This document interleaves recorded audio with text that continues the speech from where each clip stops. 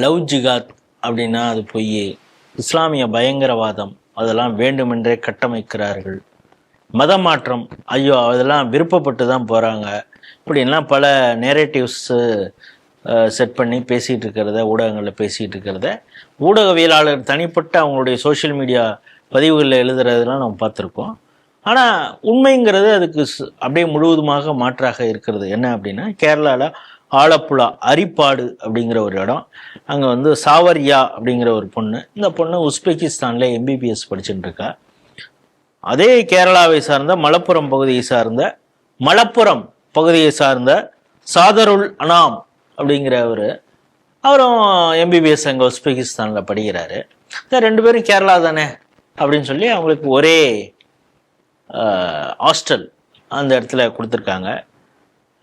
இப்போ என்ன சொல்கிறாங்கன்னா, அந்த பொண்ணு இறந்து போயிட்டா அப்படின்னு சொன்னோன்னா பிரேத பரிசோதனை முடிஞ்சு இப்போ பாடியை கேரளாவுக்கு கொண்டு வந்துட்டாங்க.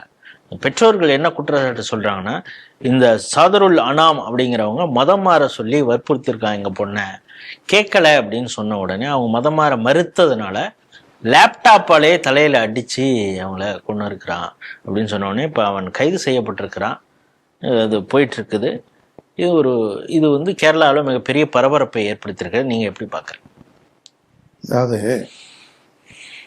இதை பற்றி சொன்னால் பாஞ்சி வந்து ராஜபாளையம் நாயை விட கேவலமாக நம்மளை குதறக்கூடிய அளவில் இங்கே இருக்கிற ஊடகவியலாளர் உட்பட, ஏன்னா அவர் தனிப்பட்ட விருப்பங்க, அவன் கல்யாணம் பண்ணிட்டு போகிறாங்க. நான் என்ன கேட்குறேன், அமீர் கான் இப்போ கல்யாணம் பண்ணியிருக்கார், அவருக்கு மூணாவது கல்யாணம். அந்த 3 பெண்களும் யாரு? இந்து. ஏன் அவருக்கு இஸ்லாமில் இருக்கக்கூடிய யார் மேலேயும் அவருக்கு காதல் இல்லையா? இதையும் நீங்கள் மத ரீதியாக தான் பார்ப்பீங்களா? பார்க்க தான் ஆகணும், பார்த்து தான் ஆகணும். ஏன் இப்போ பயாலஜிக்கலான அவருக்கு அந்த கெமிஸ்ட்ரி, இந்த சினிமாக்காரங்க வார்த்தையில பேசணும்னா இந்துக்கள்கிட்ட மட்டும்தான் அவருக்கு ஒர்க் அவுட் ஆகுமா? இஸ்லாமியர்கள்ட்ட ஒர்க் அவுட் ஆகாத. அதே நேரத்தில் இவங்க எல்லாம் நீ யாரு, நானா இருக்கேன், நம்ம திருமணம் செஞ்சுப்போம், அதுக்கப்புறம் அந்த பிள்ளை எப்படி நம்மளுக்கு பிறக்கக்கூடிய குழந்தை எப்படி வாழணும்னு நினைக்குதோ அது பிரகாரம் அதை வாழ்ந்துக்கிட்டோம் அப்படின்லாம் இந்த டயலாக்லாம் பேசிட்டு எவ்வளோ ஒரு அருமையாக அற்புதமாக இருக்கு. இந்த மாதிரி ஒரு இந்த லவ் ஜிஹாத்துக்கு அடித்தளம் இருறதே இந்த அரசியல்வாதிகள் தாங்கிறது என்னுடையது. ஏன்னா நீங்கள் இஸ்லாமியர்களை நீங்கள் குளோரிஃபை பண்ணுங்க, வேண்டான்னு சொல்லலை. நீங்கள் கிறிஸ்தவர்களையும் குளோரிஃபை பண்ணுங்க, நம்ம வேணான்னு சொல்லலை. ஆனால் அதுக்காக இங்கே வந்து இந்த மதத்தில் தான் தீண்டாமை இருக்குது, அதனால தான் அவங்க போயிட்டாங்க அப்படின்னு சொல்லி ஒரு உருட்டுறது. அதே மாதிரி ஒரே தட்டில் உட்காந்து சாப்பிடலாம், அவனுக்கு என்ன வியாதி இருக்கோ அது சுத்தங்கிறது வந்து நம்ம வீட்டில் நம்முடைய இந்துக்கள் வந்து, அதுவும் நம்மளுடைய வாழ்வியல் முறையில் வந்து வாழை இலை, தைய இலை, சருகு, வாழை சருகு, அதோடு இல்லாமல் அந்த வாழை தண்டு இருக்கு பாருங்க, அந்த வாழை தண்டை நல்லா சீவிட்டு அதை ஈர்க்குச்சியை வச்சு கோத்து அது வழவழன்னு இருக்கும். அதுலேயும் நான் சாப்பிட்ருக்கேன். இந்த 2-3 வாழைப்பட்டையை ஒன்றா ஈர்க்குச்சியை வச்சு கோத்து, இந்த மாதிரி நம்முடைய வாழ்வியல் முறை வந்து அதை டிஸ்போசபிளாக தான் நம்ம வச்சுருந்துருக்கோம். அதை பிளாஸ்டிக்காக வைக்கல, இயற்கையோடு ஒன்றிணைந்து இதாக்கிறத. ஆனால் இதெல்லாம் வந்து நீங்கள் என்ன கண்ட்ரிபியூட் செக் வாட் நான்சென்ஸ் அப்படின்னு சொல்லி ஒரு தாழ்வு மனப்பான்மையை ஏற்படுத்துகிற மாதிரி, அவன் பத்தியா ஒரே பிரியாணியை ஒரே இடத்துல, அதான் அவன் சௌரியம். பாலைவனத்தில் அவன் இருக்கான், அவன் 1400 வருஷம் முன்னாடி காட்டுமிராண்டியாக இருந்தபோது இருந்த பழக்கத்தை அவன் தொடராதான் அவன் விருப்பம்.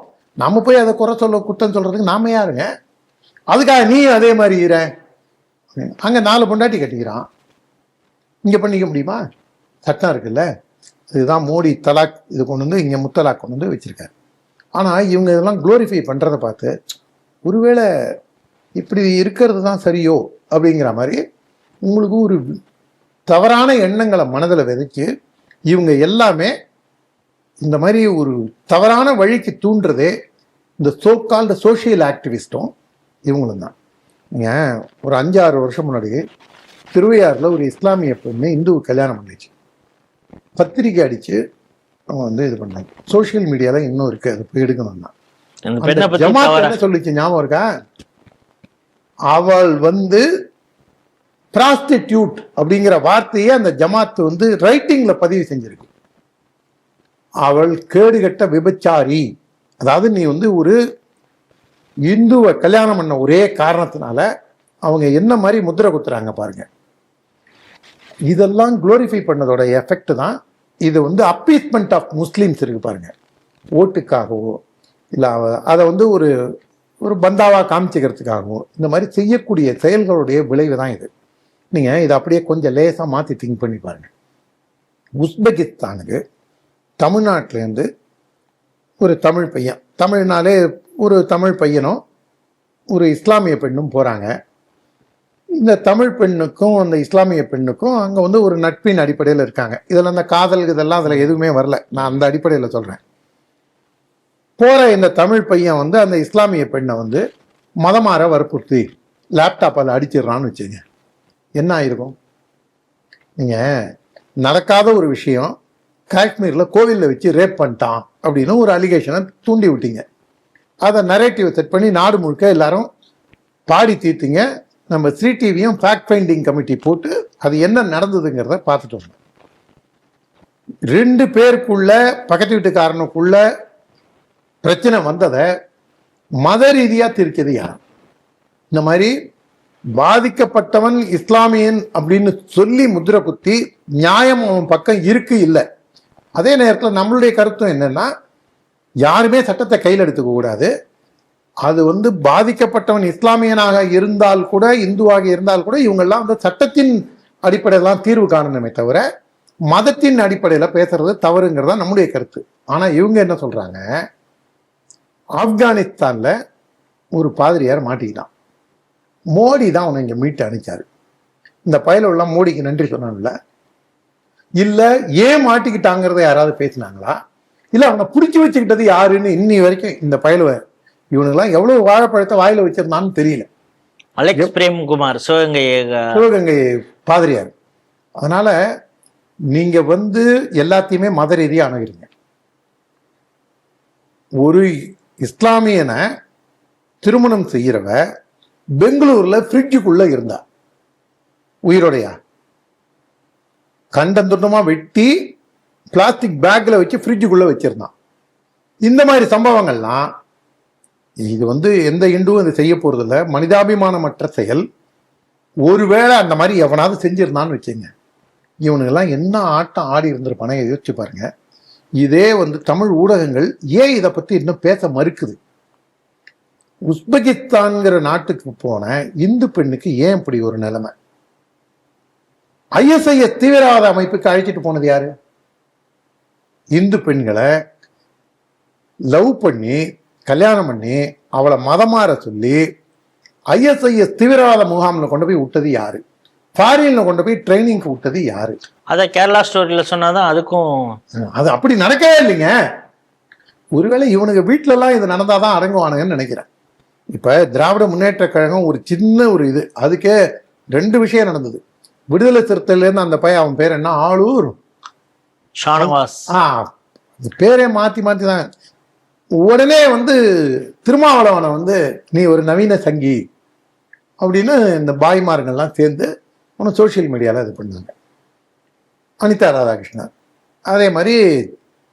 இப்போ திமுகவில் இந்த IUML வெளில போனதுக்கு இஸ்லாமிய இயக்கங்கள்லாம் அதே மாதிரி. இந்த இவன் இருக்கானே, ஜெயிலுக்கு போகாமல் இருக்கானே ஒரு பையன், பாபநாசம் எம்எல்ஏவா இருந்தானே, ஜவாஹிருல்லா.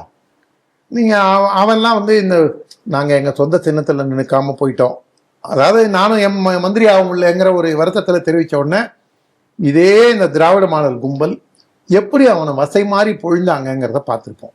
அதனால காலாகாலத்துக்கும் உங்களுடைய திராவிட முன்னேற்ற கழகமோ திராவிட மாடலோ இந்த மதச்சார்பின்மை பேசுறவங்க இருப்பாங்கன்னு நினைக்காதீங்க.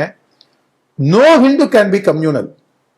ஒரு மத அடிப்படைவாதத்தை எந்த இந்துவும் கைகொள்ள மாட்டான். ஏனென்றால் புல் பூண்டுக்கு கூட தீங்கு நினைக்காத வள்ளலாறு வழியில் வந்துள்ள எந்த இந்துவும் அடுத்தவனை மதமாற்றுவதோ அடுத்தவனை நோகடிப்பதோ செய்ய மாட்டான். ஆனா அந்த இந்துவை நீங்க கேவலமா பேசி நீங்க சாகடிச்சவனை குளோரிஃபை பண்ணி செத்து போனவங்களை கேவலப்படுத்துறத தயவு செஞ்சு நிறுத்துங்க.